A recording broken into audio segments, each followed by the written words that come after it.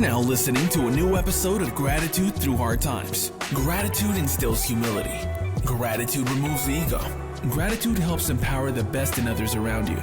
Our goal is to guide individuals and companies to practice gratitude so you can live a longer, happier, and more successful life. Get ahead of life with connection and purpose.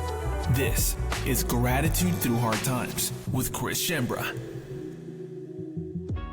Well, good afternoon, ladies and gentlemen, and welcome back to another episode of Gratitude Through Hard Times. How's it going? It's your host, Chris Schembra, and today I'm broadcasting live from beautiful, slightly chilly, sweater weather is in the air, New York City. Gosh, I can't wait for the leaves to start changing and college football season to begin. Hope y'all had a great summer break. It's amazing to bring to you this episode here today to close out the summer and open up fall. For all the new listeners to this podcast, I welcome you with open arms. I don't know how some of y'all got to today's episode, but you're in for a good time. Maybe a friend sent you this episode, or maybe you found it through a keyword search online, but my invitation is for you to click that subscribe button at the end of the episode and share this episode with a friend who needs to hear today's message.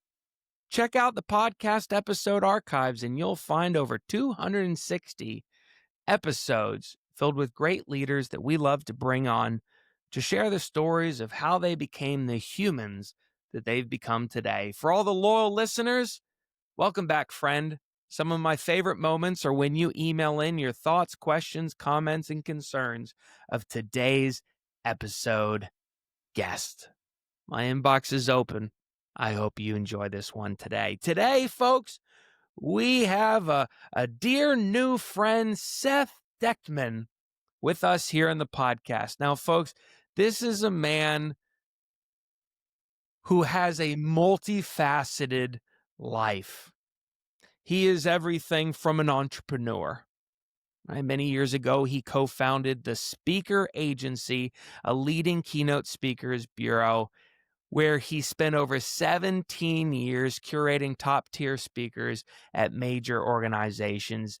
Amidst the pandemic's upheaval of the events business, he struck out on his own yet again to launch the Keynote Curators, where he currently serves as a curator, a friend, and a trusted confidant to help connect the world's best events with the world's best talent, filled with people with amazing insights on where we're going next as an events industry and in the world of business. He got his humble beginnings as a paperboy working for the Newark Star-Ledger in Newark, New Jersey. And he's met a lot of wonderful people through the years.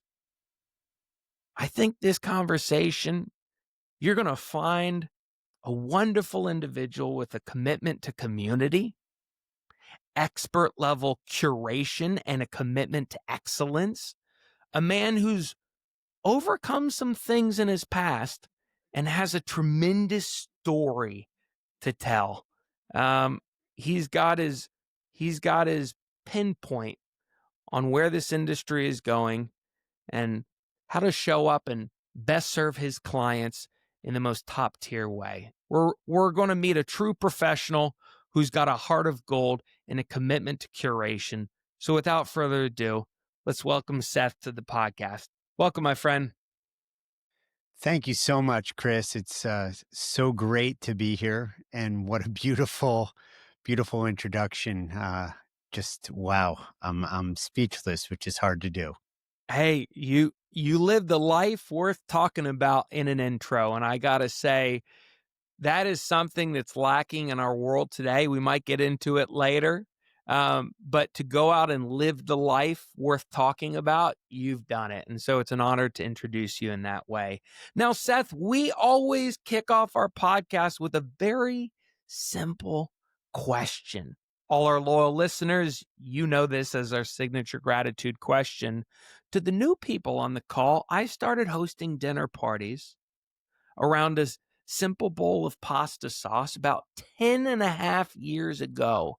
And at those very early dinners, we used to ask a very simple question to help everybody connect.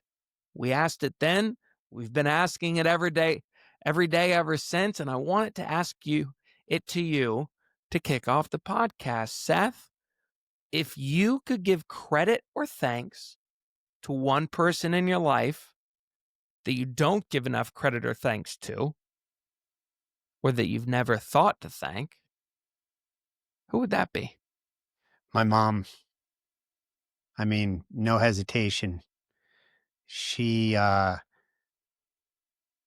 think unknowingly has been a guiding light, North Star, the map with which I navigate. Um, was dealt a pretty tough hand with 4 kids. My father passed very suddenly. She was in her mid 40s, kid in college and a kid in elementary school and 2 in between. And basically just, there was a lot of emotion along the way, a lot of spirit killing moments, but just kept going and, you know, handling what needed to be handled. And at the same time, showing incredible grace, humility, and a willingness to live in a space of not knowing what's next, but still going forward. And I think I was not. I think I was 13 at the time, but I think looking back now, uh, 45 years later, do the math. My father went into the hospital, and within days, he had passed a cancer of the pancreas. It was very sudden, and our life were uprooted from the East Coast. We went to Denver, and all that's involved. I recently moved my family from one continent to the other, and we were a full family with my wife and my kids, and it was challenging and getting set up. And so that would be the person that without hesitation comes to mind. My mother, incredibly talented, incredibly gifted, and an inner strength. And at the same time, having that ability to show weakness, which is also a strength. Her inner strength was grace, humility, and the ability to show weakness Yeah. while living in uncertainty through spirit-killing moments. Oh, yeah. Yeah. And there were a lot of them, Uh,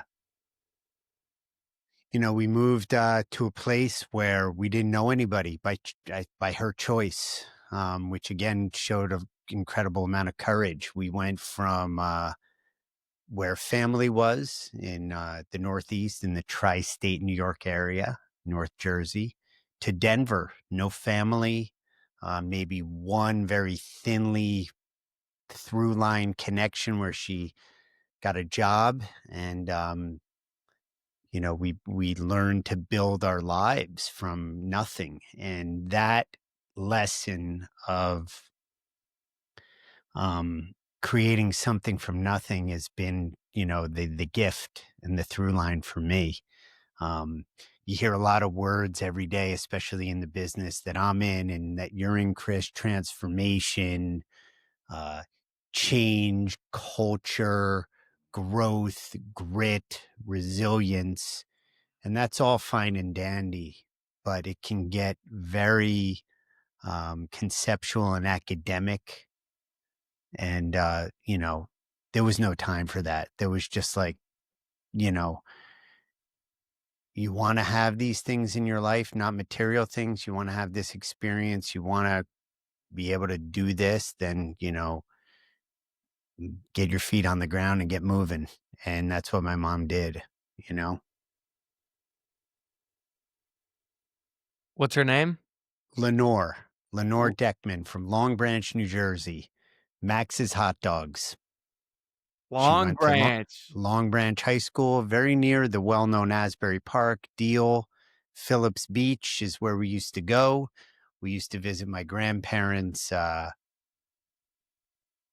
before we went to summer camp down there in Long Branch. It was near Red Bank, near Eatontown. Monmouth was near Monmouth College-ish. Beautiful, From beautiful area, you know?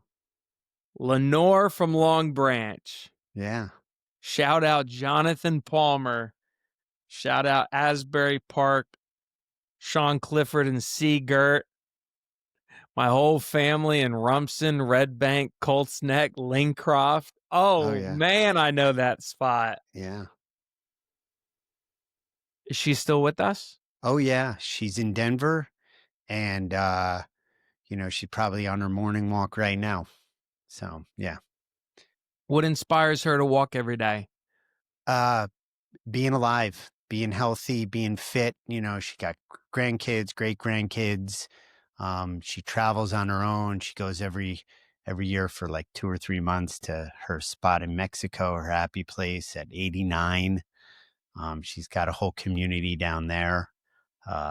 So pretty cool, And if she was on this podcast with you right now, I'd be crying. what would you say to her? I love you, and thanks. She's, just dealt with a lot and been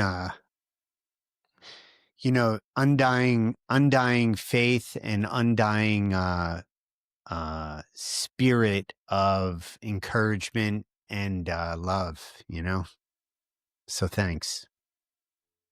Cheers to you, Lenore. Cheers to you. Seth, her spirit, showing courage, grace, humility through moments of uncertainty amidst spirit-killing moments to create something from nothing. Why is that more important tomorrow than it even has been yesterday? Yeah, I love the question, and this is the kind of conversation I love to have, Chris. I'll tell you, it's more important because yesterday is gone, and we can be informed and educated by it. But life is a work of art, and it doesn't mean that you have to be Picasso. I'm a pretty pedestrian thinker. I'm not a great drawer. I'm not a great carpenter. I'm not a great guitar player. I do all of it. But I'm pretty middle of the road. I wasn't on the short bus, but I wasn't a valedictorian. So creating something from nothing is when my feet hit the floor every morning, there it is, nothing. The whole day I might have scheduled stuff. I might have plans, but to dance with life and what comes out is where the artist arrives. I wake my kids up every morning and I tell them I love them. I tell them it's going to be a great day no matter what. And I tell them life is an adventure. And the adventure isn't a water slide or going to Long Branch where they can see where, I got my saltwater taffy as a kid. Sometimes it's an adventure when things go south. And if you have the spirit of being able to have that blank canvas mentality, you can kind of rescue, even in dark moments, something worthy to grasp onto and to create something beautiful and something artful, even if it's a moment together, a word, a hug, a look, an important piece of writing, an important piece of music, whatever it is. So it's important tomorrow because it requires an active effort and an awareness to know, geez, this is turning into like an existential philosophical monologue. I'm here for it. It's like creating something from nothing, again, it's a concept, but you have to be active and you have to be conscious of it. And you have to be, you have to have your head and eyes and mind on a swivel looking for it and being open to it. So you have to be able to receive it. And then you choose, is this something I act on? Is this something I participate in? Is this a hill I want to climb? Is this a hill I want to die on? Those kind of things. So I hope I answered your question. I could go on and on about that. I mean, it is um, you with a blank canvas, young Chris, you can do anything you want. So if you truly can go to bed and put the past behind you, then you can create what you want. You wake up and you have a blank canvas and you don't have to carry yesterday along with you other than what you've learned and what you've been able to inhabit, if you will, and acquire in your lived experience.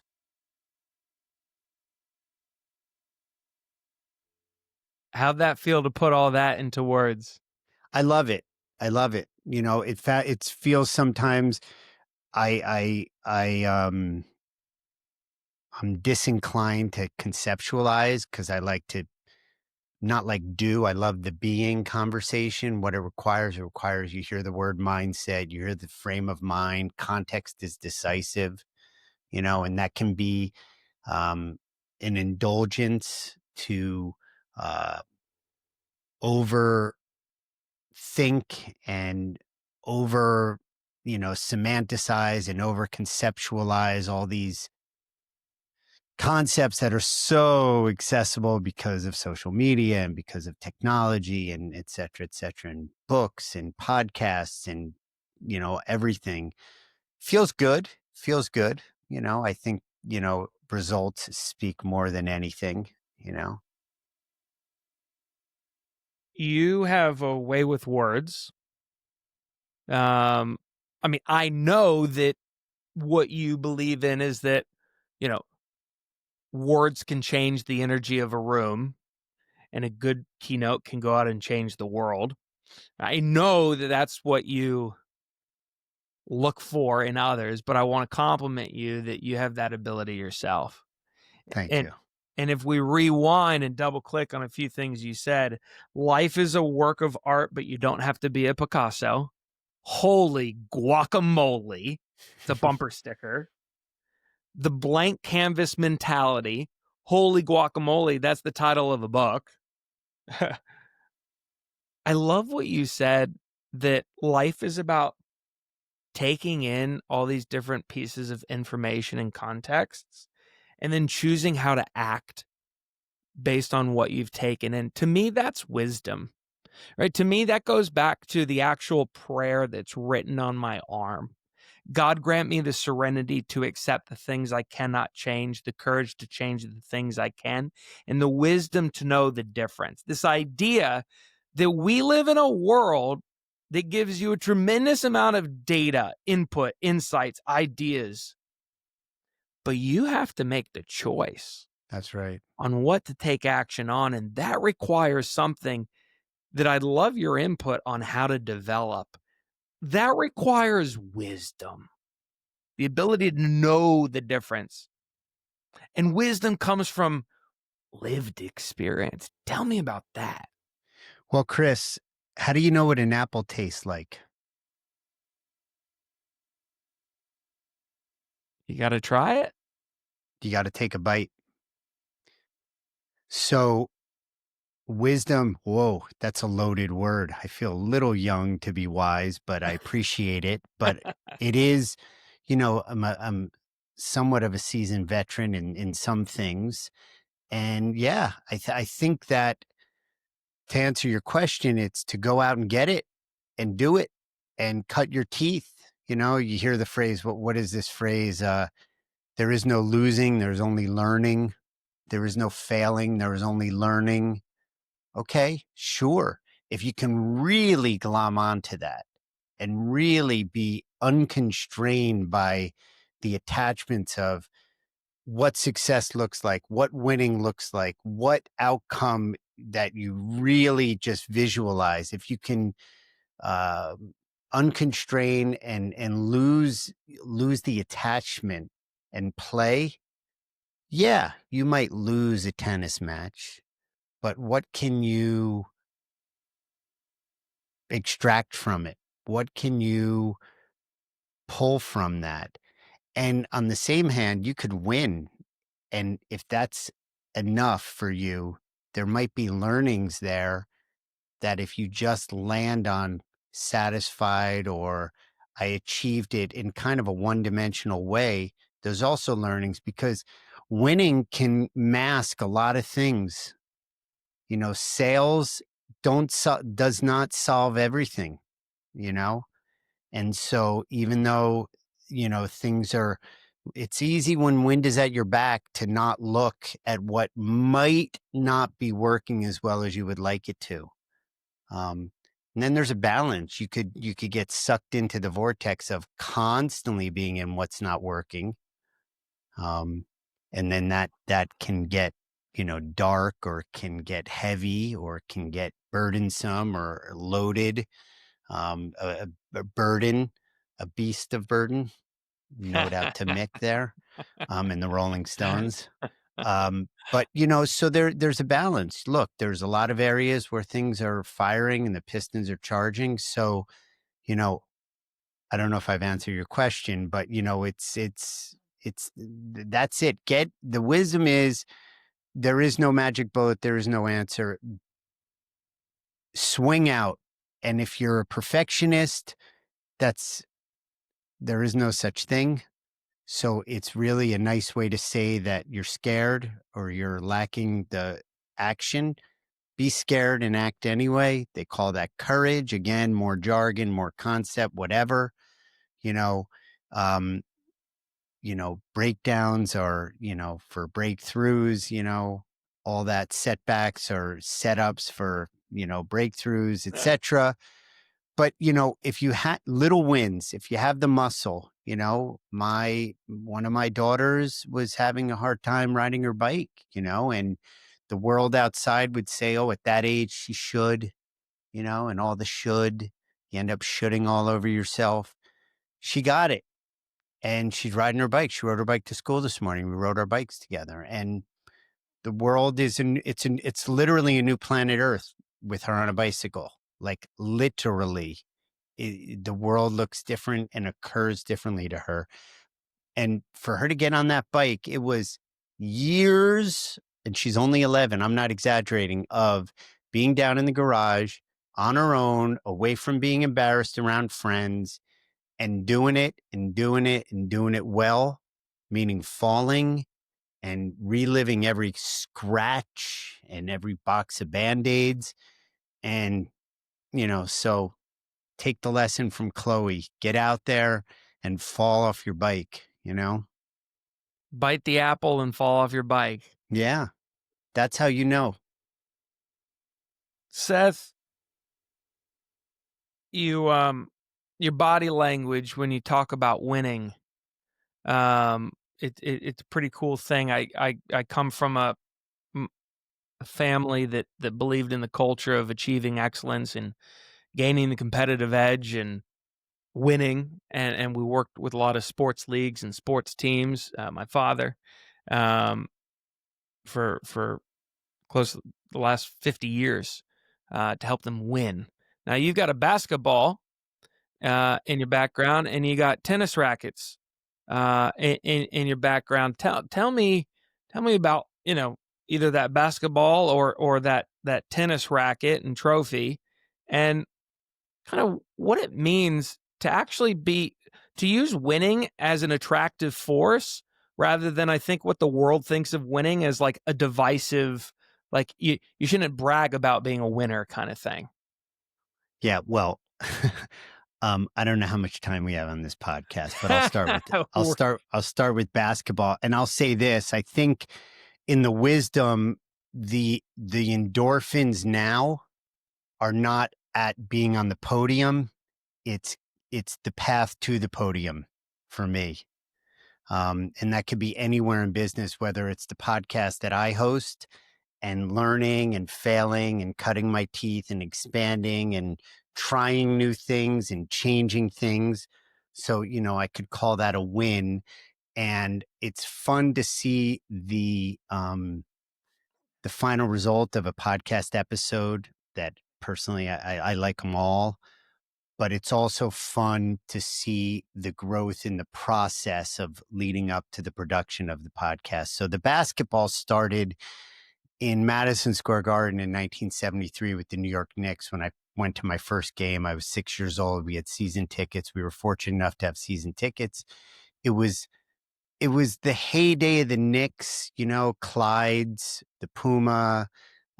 My father, we parked in the Felt Forum, so we would sometimes be in an elevator with a Yankee or a Knick. Phil Jackson, the famous Phil Jackson, he was a sub. He was put in a lot. He played for the Nets too, to inbound the ball because of his long, lanky arms. And I just loved, I had, Sports Illustrated had those posters that you could send away for. And I had Walt Frazier, number 10 on my wall. And then I had Earl Monroe on my wall. And, those were my heroes. And I loved basketball and I wanted to play. And, I wanted to go as far as I could and couldn't, because just there's a reality, you have to know when to turn. Fast forward many, many years, this basketball was signed by the incomparable legend and guru, John Wooden, personalized to me. In my business, I had the great fortune of booking him. And when he was at the point in his life, he wasn't getting on planes. And I lived close to him and I booked him and I would pick him up at his condo and drive him to events. And it was just fascinating. But to get to that basketball and the importance of it, there's a long, long journey. I think if I stayed in New Jersey, Chris, I probably would have been able to play a little bit more competitively. I went to a school in Denver where we were bussed in and there was neighborhoods and racial mixing and the players on my high school team got scholarships to the University of Kansas and UCLA and USC and Northwestern and LSU. It was quite a high achieving program, but I still loved it and I stayed around it and I was able to, among a lot of turns in the road, be an assistant coach at a prep school in Maine, very near a summer camp I went to. The unique thing about the school was it was postgraduate, it was 50-year seniors. So young men, all boys, would go up. They were athletes, maybe first generation college students, and they were maybe Prop 48. But these were mostly young men who were going to go to like Worcester College, Framingham State, we had a few Naval Academy kids and we had a couple of kids that were outliers. There was a gentleman who was in my dorm. I was a dorm parent, won a couple of Super Bowls. I can't remember his name. Cruz was a wide receiver for the Giants. Mm-hmm. He caught the ball, I think, on his helmet. Yeah. And then there was Jermaine Wiggins, who was a tight end for the Patriots, and he played on my basketball team. I leveraged that, Chris. I'll land this plane in a minute, but I leveraged that and I went off to Caracas, Venezuela, where I was a computer science teacher at a private school there and the basketball coach.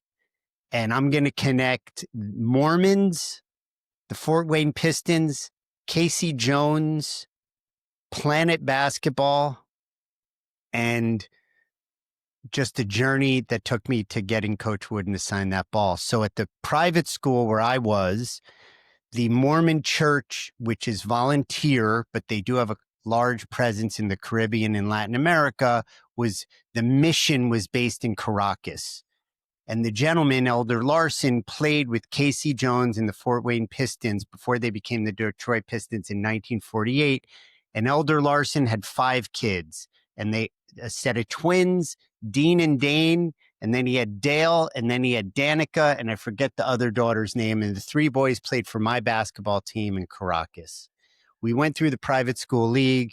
We ran it up. I had a couple of other kind of corn-fed American kids, a couple of local nationals, some Argentines, some Brazilians. This was a school that served the international community. And one of the refs at the private school final said, hey, I think I could get you into the Metropolitan League, the public school league. He got us in. We won that. One of the other refs, who was a FIBA ref, said, hey, I love the way you coach. Would you come down to the Federation? I think I did a weekend where I worked like the layup station for the 19 and under girls tryouts. One thing leads to another. I get called over the summer. I'm in Caracas. I haven't made plans to go back to the States. There's a summer pro league like the one they have in Vegas for the NBA, but for Caracas.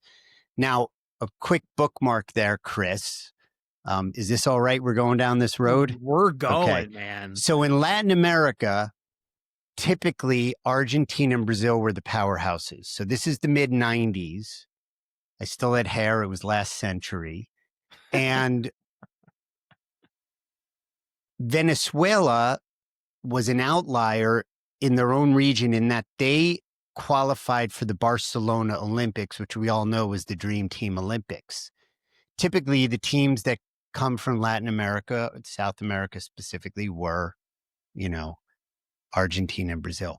So Venezuela in the early 90s had a nursery, a bed, a seedling of talent that was quite good. It's mostly a baseball country.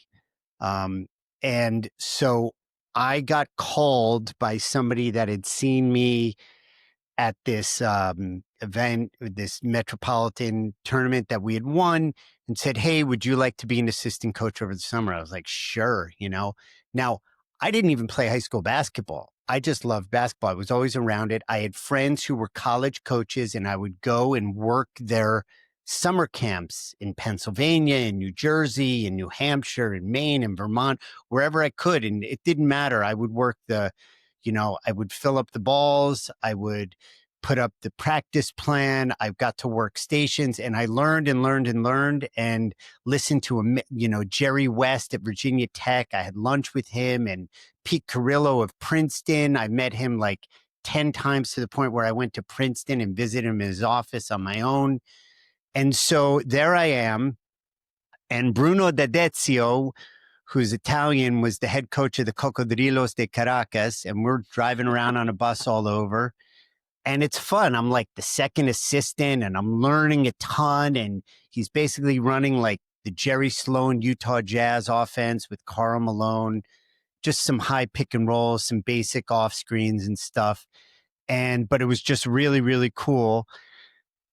And 2 games left in the season, he has a terrible boating accident and breaks his femur. And the other assistant was nowhere to be found. So I coached as head coach. I was like 26 or 27. This summer league team, the guys were great with me. They knew I was a fish out of water. I remember in the last game, there was overtime. There was a timeout.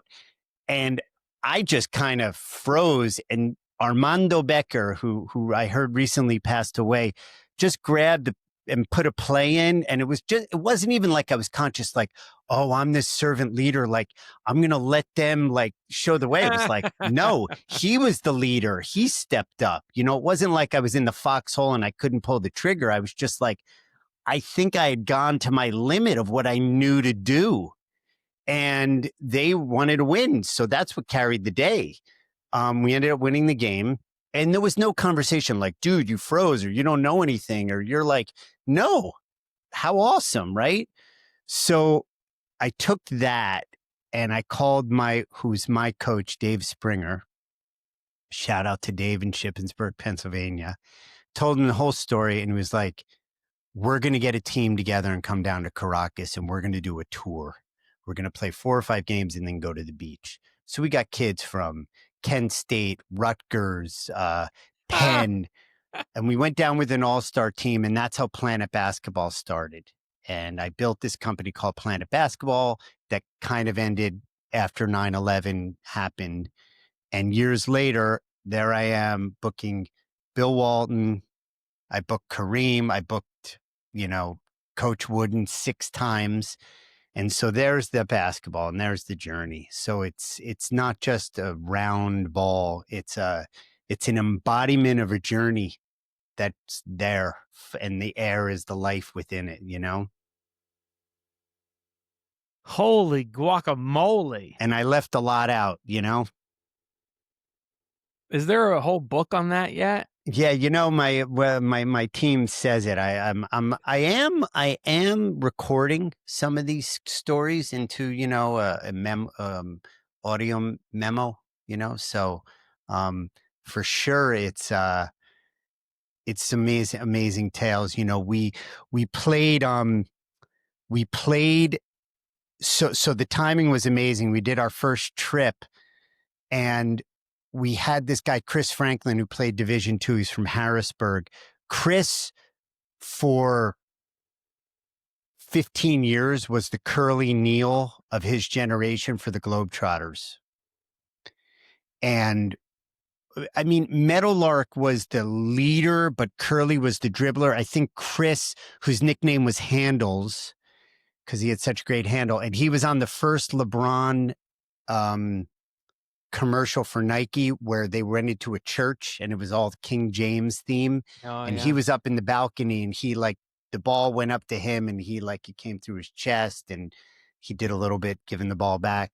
And the Globetrotters were recently in my area, and I brought my children and all their friends, and he gave me 11 tickets, and we were courtside, and we got into the locker room. It was amazing. So Chris was on the first team, and we played the national team who were getting ready for the Pan Am Games. And we were up at halftime, and they were pissed. And they thought, we played in 92. And a lot of those guys, they played at Fordham, and they played at Wagner, and they played at Siena. These were Division I, mid to major guys. They played in Spain. They come back to Venezuela. And, the refs just put the screws on us. I'm not a blamer, but, it was basically the home team wasn't winning. But we played them a second night. They invited us back, and we went out into the outskirts, up into this town called Los Teques. They sent us a bus, which for me was like, oh my God, this is awesome. I didn't have to do transportation. And we're about a mile from the stadium, and there's, in Spanish, no hay paso. You can't get through here. There was a water line that had broken or something, so we had to walk. Well, the bus driver tries to back up the vehicle, gets caught on something. We all get off the bus. The gas tank had broken and was spilling gas everywhere. So we were like, guys, get your crap off the bus and let's walk away from here. So we bring the group. We were about just under 20, maybe 18 people. And we can hear the municipal stadium, the building. I mean, maybe 5,000 people in there. And it's a big deal to have, Sam Shepard and Ricardo, who's from Pennsylvania, but he ended up getting Venezuelan citizenship, Armando Becker, Victor David Diaz, Richard Lugo. They're stars. And we're going to play them. And some guy, this is where I call the invisible hands of life, some angel shows up out of nowhere and says, hey, you guys are the Americans. Yeah. You need to get to the stadium. Yeah. Follow me. So we walk through on this path. In the middle, halfway, call it halfway, some dude on our team is stopping and taking photos. And I'm kind of like, hey man, we got to get to the game. And he's like, dude, there's bananas here. This is a banana tree. He had never seen a banana tree in his life. So we stop on the way, and it was just amazing. We get into the stadium, and it was some door that was at the top. We had to walk through everybody to get down there. It was really, really funny.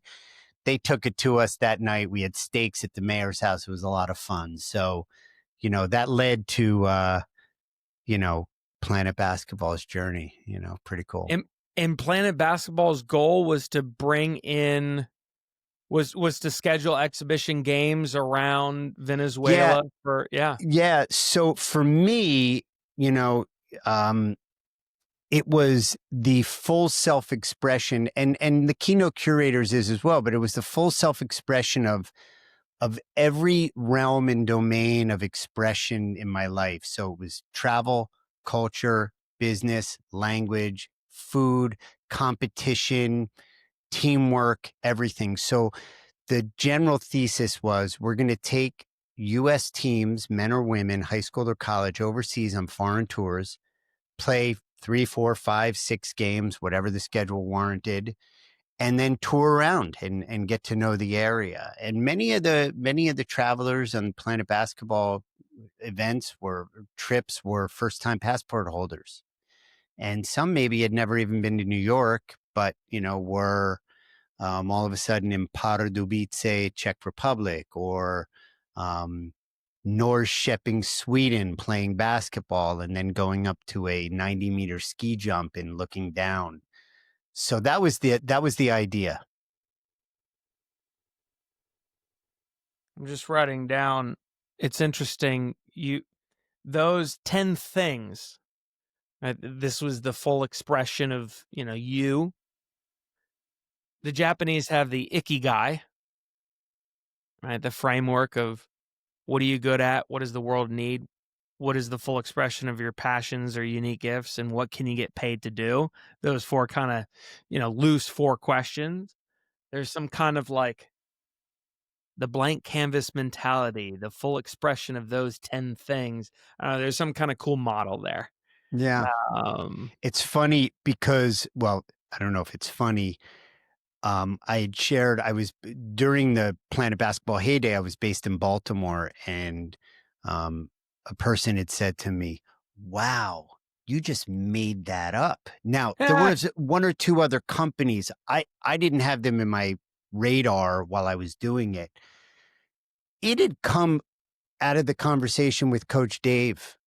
And he was like, man, we got to bring a team down. This is awesome. And so it wasn't like, oh, what can I make up? What can I, create? You didn't make something to solve a pain point in the market.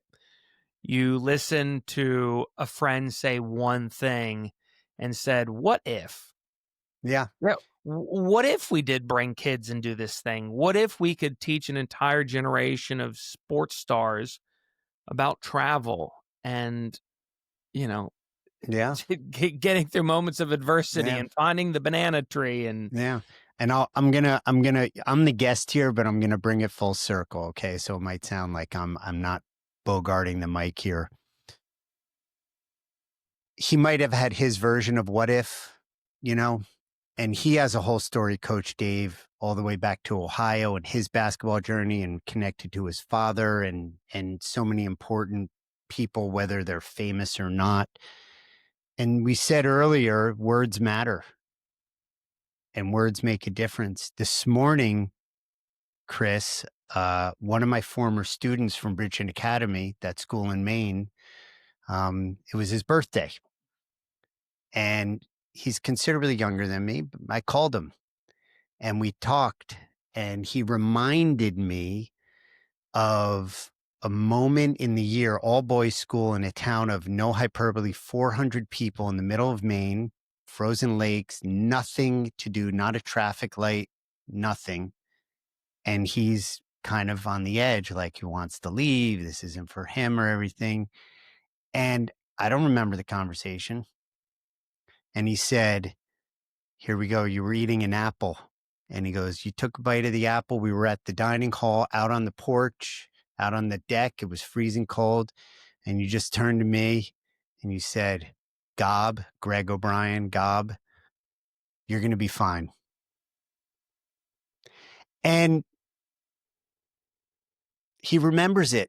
That was 1992 or whatever, he remembers it. So when Dave says that to me and I say that to Greg, and words matter, it's a high-minded thing. And sometimes when you're unconscious, it's almost more beautiful because you're unaware of it. So it happens, you could say it's even more organic or whatever. But if you're conscious of it, you can harness that and you can really drive through it. And I appreciate you giving me the opportunity to share this, but words do matter. And we're so careless and so casual with our words. Now, I've said this before, so it just crossed my mind and it's going to sound like a total setup, and it is. But Chris, what happens when you're casual with your words? Well, it's like Joe DiMaggio saying, Joe DiMaggio playing baseball, and someone asking, why do you play so hard, Joe? And he said, well, there's some kid in the in the stadium seeing someone play baseball for the very first time. So Yeah. I imagine, if we're casual with our words, other people will be casual with theirs.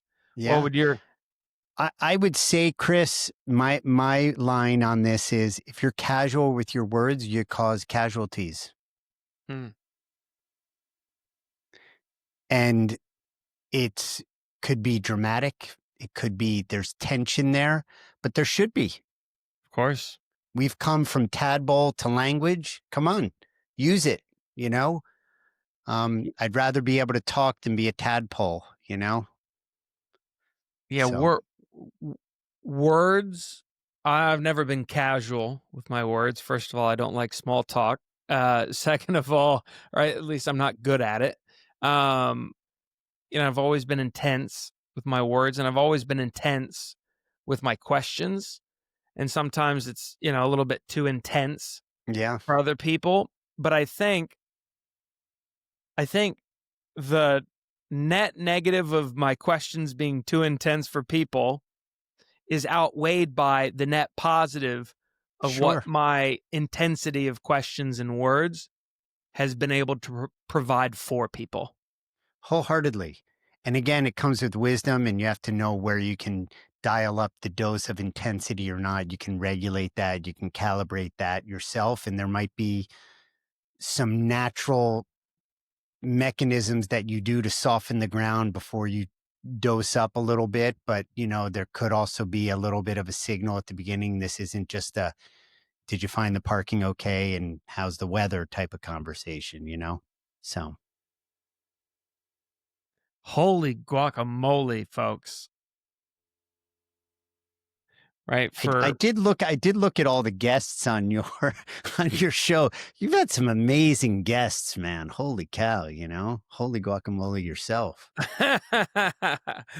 We love you, people like you and me. We love people, and I think that we put our entire skills, passions, souls, wisdom, legacy, destiny, whatever you want to say, we put it all in on everything, Seth.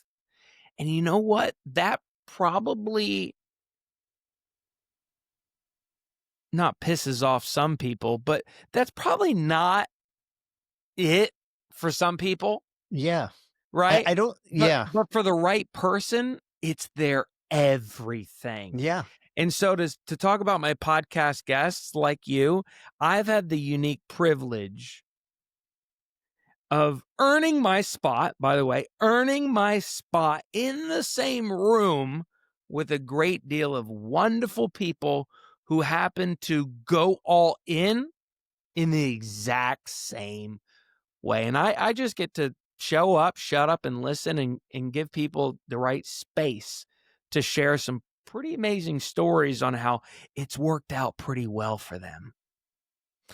Speaking of, you know, kind of that message, right? That's my dad. I learned that from my dad. Mm. And actually, a mutual friend of ours, Eric Termundi, did a thing on in my hometown, Hilton Head Island, South Carolina, and he got to spend time with my dad. And my dad has made a living off selling a 3-mile by 1-mile plot of land, Palmetto Dunes Oceanfront Resort on Hilton Head Island, South Carolina. Dad's been selling that place since it was a dirt road.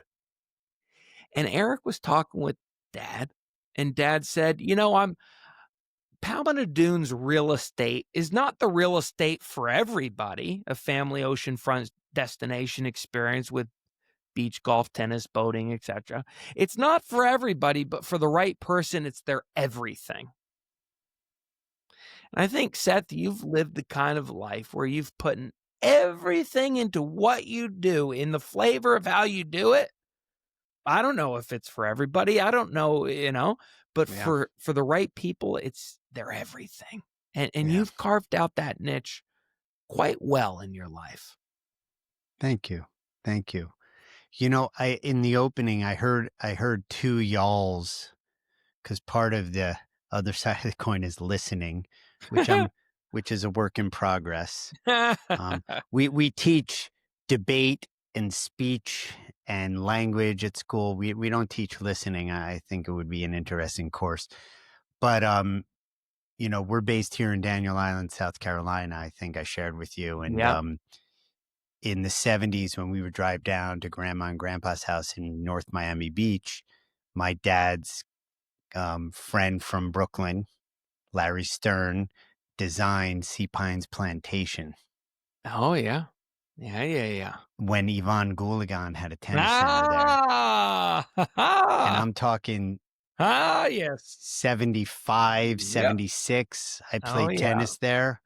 And so wow, it's all connected, My dad turned 80 last week, August 15th. And Stan Yeah. Smith Yeah. Stan was Smith. it's And he showed up for the birthday. I've known him since I was born. I mean, yeah. growing up on Hilton Head, right? I see tennis in your background, Yeah. right? Stan Smith. I see basketball, Isaiah Thomas. Hmm. These are two folks that are like uncles. So when we moved here to the South, right, I was finishing up what I consider the definitive bio on Arthur Ashe. And he married a woman who was a professional photographer. She worked at Rockefeller Center. And Stan had asked Arthur to come down to Hilton Head with his bride and do a clinic. And Arthur had done it for everybody. He'd done it to Fontainebleau and he'd done it in California. And I don't know exactly what had happened, but they were on a ferry or a boat. Clearly there was a bridge at that point, but they were on their way to Hilton Head and a storm came and they had to stop at Defusky. Is that how you say it? Yeah. Okay. Yeah. And his wife, whose I think family was from Chicago and they were Trinidadian and there was some West Indian ancestry there, was just, as a photographer, she did a photo. She just took photos while they were waiting for the storms to subside. It ended up being a show and a book. When I finished the biography, I bought it on Amazon and it's on our, I only knew about Defusky because of Pat Conroy. He taught out there, so it's just amazing, what you can learn through your interests, right? Tennis and everything. So I have this amazing photo essay of Defusky Island through the eyes of Arthur Ashe's wife. And it's just incredible, I will connect with you offline about that. I grew up giving tours of Defusky. Okay. My retreat that's happening in mid-October is Hilton Head, Defusky, and then a private island between Defusky and Savannah called Page Island. Yeah. Defusky. I saw that. Defusky. I saw that. So, Seth, let's start landing this ship. Earlier in the conversation, we were talking about winning and we were talking about our professions, and you said sales does not solve everything, right? You said winning is a mask for something. Sales doesn't solve everything. If you took the mask off, you took away Seth the winner and Seth the sales guy, and even Seth the coach, what inside of you still needs your conscious awareness?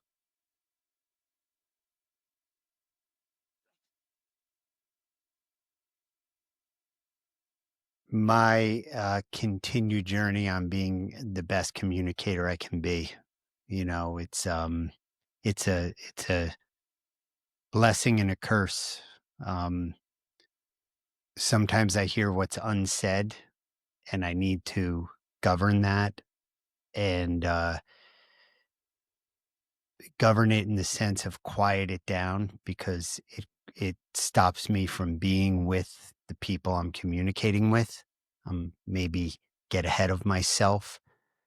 So I think that as you ask the question, that's what comes to mind is what needs that work, that undoing, that continuing to reflect and expand on my capacity to communicate. As much as I feel that I have command and it's a strength and it's something I can rely on and use as a tool, I still think there's a lot more depth to go in the communicating. And what I alluded to just recently was it might just be in at this age, um, the more listening and bringing in more of the less is more the stoicism, responding versus reacting, you know? So that's my answer. That's my final answer. That's a fantastic answer. Undoing, unlearning, remembering, and investigating my relationship with what's unsaid. I mean, it reminds me of one of my mentors, Spencer Baird, runs a 6,500 person company out of Winston-Salem, North Carolina.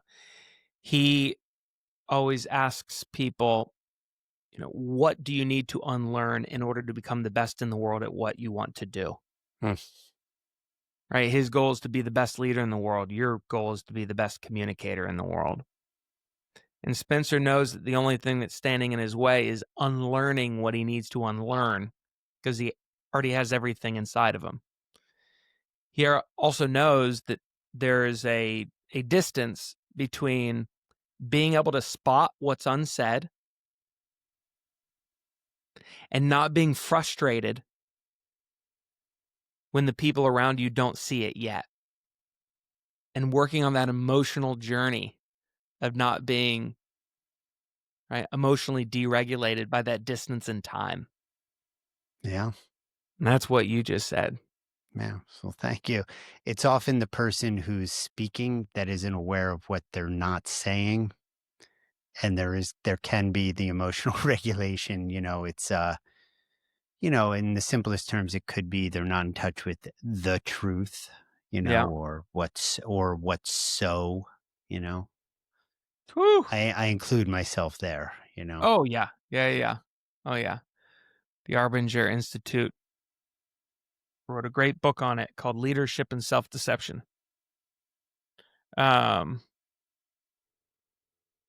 Wow, we went places.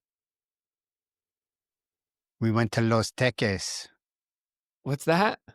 We went to that place where the banana tree was. From there to Oh, yeah. Defusky. Ha! The I place know with the what you meant. banana We we tree. went we went to some places, ideas. I'm going to read off a few things as we start closing out. We oftentimes get sucked into the vortex of what's not working. We all live through spirit-killing moments. Youth is wasted on the young, but wisdom is sometimes wasted on the old. We need a lot less classes on communicating or speaking, a lot more classes on listening. You got to have a blank canvas mentality. Got to be able to create something from nothing. You must have courage, grace, humility while living through a constant state of uncertainty and have an inner strength. Concepts do not make people smile. Taking a bite out of the apple does. Life is a work of art, but you don't have to be a Picasso.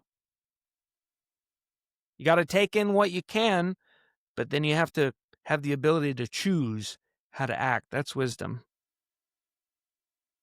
Sales does not solve everything.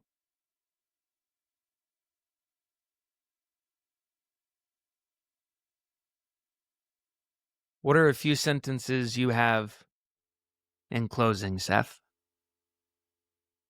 I would say that what I've been most present to in these recent moments, days, months, years is that greatness is truly in the agency of others. And anybody, I say very few things as a maxim, as like gravity is a law or the sun is hot. But anybody who tells you they did it all on their own is full of you know what. And the more I go down this road of life and the farther I'm down the track and down that runway, um, it is so clear to me that what is accomplished and achieved by a person is truly the fruit of everybody who's touched it along the way. You've heard the phrase, it takes a village. It's something in that spirit. So that's been in my kind of wheelhouse of my gray matter, if you will, a lot. Agency is in the greatness is in the agency of others. And adjacent to that wheelhouse adjacent, which is a subchapter of, another book, is, love, somebody just this morning, I was on the tennis court and this is so not a self-promo. I swear this happened. Brock, he works in Mercedes-Benz, the factory. They build sprinters. He said, hey man, I heard your interview with Seth Godin. And I've learned to be like, instead of like getting admired by it, I was like, what did you like about it? He goes, it surprises me. He says, Seth talked about being open and giving. Give everything away. Give it all. Because the world of secrets is over. And he said, do you think that really, he asked me, do you think that really works? And I said, well, it's better if more people think that way than less people. I said, but in the long run, for sure it works. And it just, to land the plane, it comes down to our mutual, somebody we're probably both familiar with, Tim Sanders, who wrote the bestseller, Love is the Killer App. And I'm telling you, every day that is more and more profound to me. So that's where it is for me.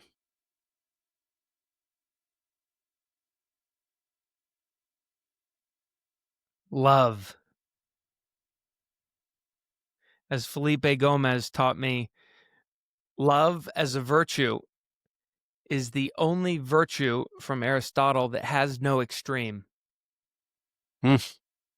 You can never give enough. You can never give too much, I should say. Right. Look at that. Right? Wow. Brilliant. Because there's under Aristotle's 7 virtues, you have you then have the kind of the defect or the vice. The Right. vice is either like the extreme or the deficit. There is no extreme of love. Yeah. That's beautiful. Right? Felipe Gomez. Seth, you talk about greatness is in the agency of others.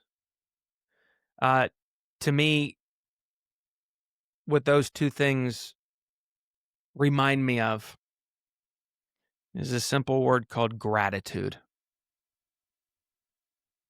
All of you listening here today, folks, and I didn't say hello to you too much through the episode because we just went on so many wonderful paths. But there were so many times I wanted to bring it back to you. We felt him. We felt him in there. Yeah, you were here, folks, but a lot of you have imposter syndrome. A lot of you feel like your success was not earned. A lot of you feel like you might be living a lie. You look at your great amount of success and say, that didn't happen to me. But you know what that's a disservice to? The amazing army of people who care about each and everything you do. So my invitation is to take that imposter syndrome, insecurity, anxiety, envy, comparison, whatever you truly are feeling on the inside, and shift it to gratitude. Folks, my invitation is that you go out into the world with the idea of loving on and giving to an extreme amount of gratitude every step of the way. The teams you lead, the people you serve, the people that invested in you, your family and kids at home. Because you didn't get here alone. And there's an army of people who've got your back.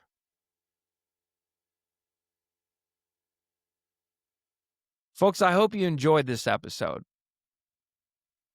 I hope you enjoyed getting a glimpse at a coach, a curator, a lifelong learner, a question asker, someone who enjoys developing others for a living. And that's pretty cool. I think we all have mentors and coaches in our lives. And Seth reminds us a lot of them. My invitation is for you to go out and thank them for their service. And my invitation is for you to remember that your words matter too. And you're likely that person for someone in this world. No matter what hard times you're going through, remember you've had an impact. And I want you to stick around. To all the new listeners on this podcast, I hope you liked that one.